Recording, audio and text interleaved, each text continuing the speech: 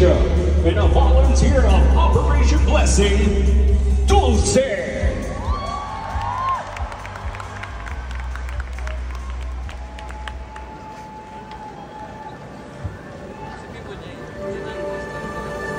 For I know the plans I have for you, declares the Lord. Plans to prosper you and not to harm you. Plans to give you hope and a future.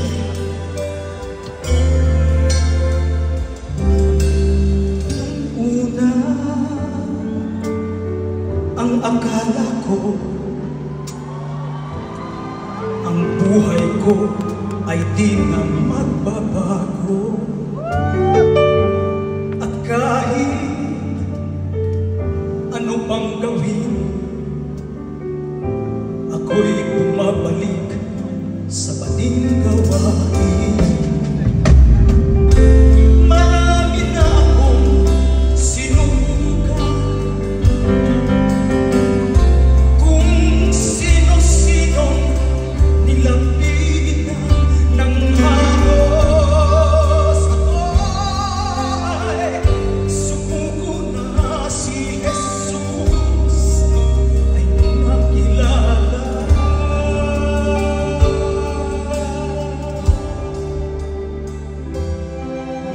Ang aking buhay ay binago niya magmula na. Ako'y magpasya sa aking puso'y pagharin siya. Anong himala? Ako'y nag-iba. Kasalanan ko ay pinagdaan. Ginawang anak niya sa langit pupunta. O kay buti ng Diyos at ako'y pinabot niya.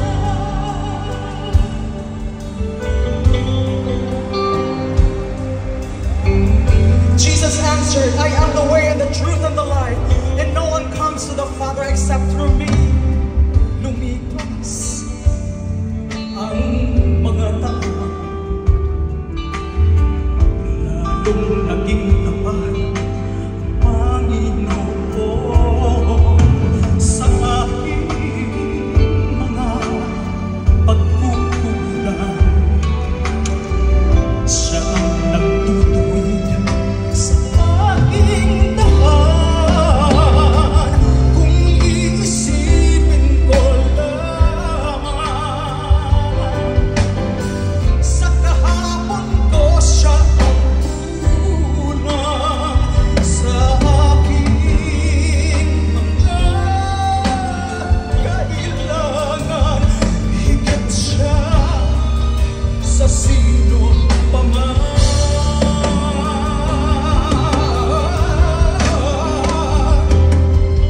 Ang aking buhay ay binago niya magmula na. Ako'y magpasya sa aking puso'y paghariin siya. Anong himala? Ako'y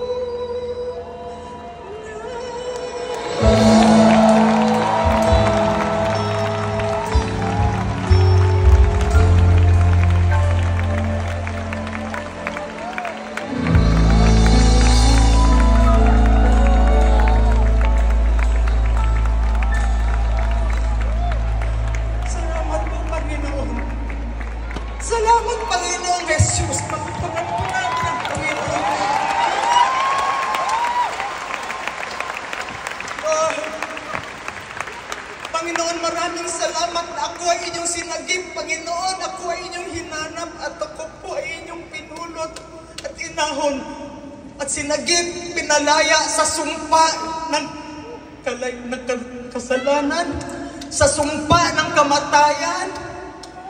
Lumaya po ako, magmula po nung ako'y nagpasya na isuko ang lahat sa aking Panginoon Jesus.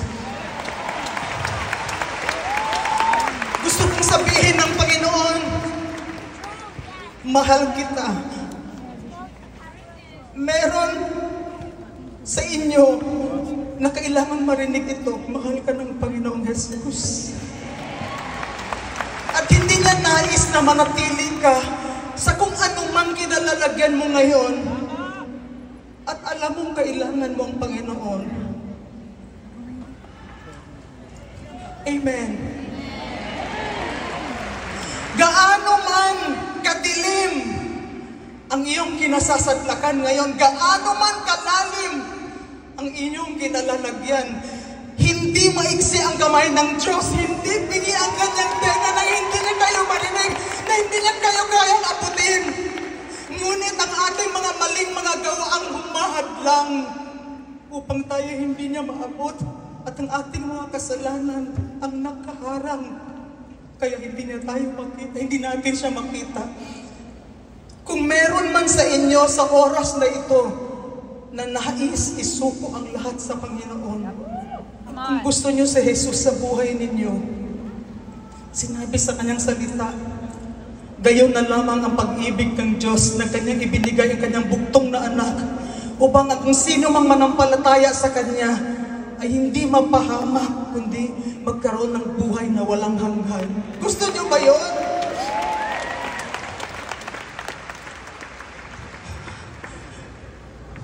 Gusto ko pong manalangin. Pwede sumunod kayo sa panalangin. Bigkasin natin, buksan natin ang ating mga bibig at sabihin natin, Panginoong Jesus, lumalapit po ako sa inyo.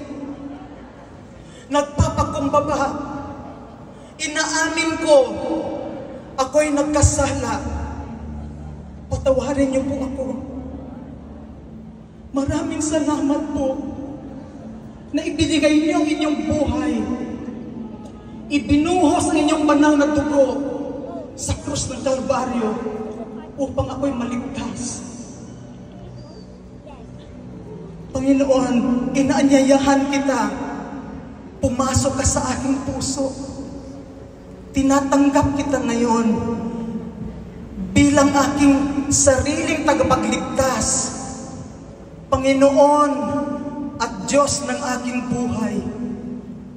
Salamat po sa regalong kaligtasan at regalong buhay na walang hanggan. Salamat po na ang aking pangalan ay inyo nang isinulat sa aklat ng buhay. Maraming salamat po, Ama, sa inyong anak na si Jesus. Amen. Congratulations. Glory.